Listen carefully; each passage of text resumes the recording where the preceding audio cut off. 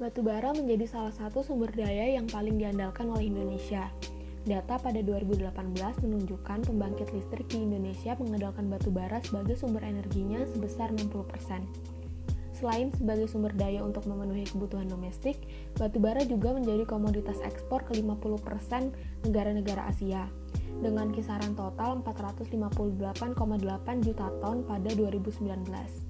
90% dari batu bara ini dihasilkan dari wilayah Kalimantan, khususnya Kutai dan Tarakan, dan menjadikan hasil tambang sebagai pendorong ekonomi yang sangat dominan di region tersebut.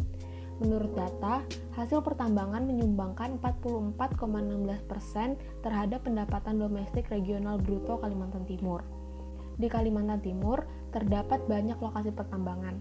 Dari data Jatam pada 2013, khususnya di Samarinda, sudah terdapat 76 konsesi pertambangan yang terpencar di berbagai lokasi.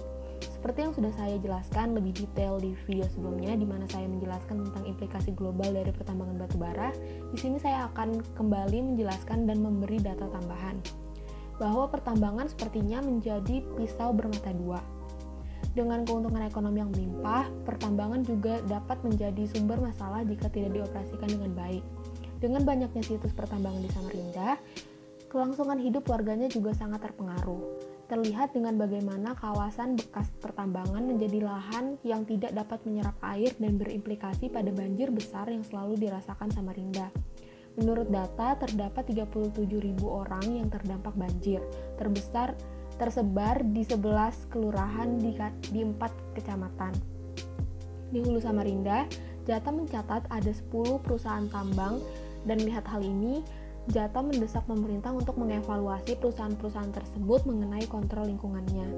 Hal ini menstimulasi efek domino di sektor-sektor lain, tidak hanya lingkungan, tetapi juga ke sektor ekonomi, di mana banjir menjadi alasan mengapa banyak petani mengalami gagal panen dan mengalami kerugian serta penurunan pendapatan setiap tahunnya. Data dari Kompas menunjukkan bahwa salah satu petani mengaku mengalami kerugian yang cukup signifikan, di mana sebelumnya produksi pada 2018 adalah sebanyak 83.000 ton, sementara pada tahun berikutnya total produksi menurun dan hanya menghasilkan sebesar 70.000 ton.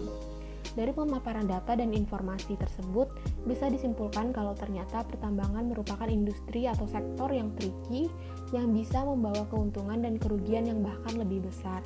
Namun begitu, dengan penanganan, evaluasi, dan kebijakan yang tepat, kerugian yang dirasakan dapat setidaknya diminimalisir. Terima kasih.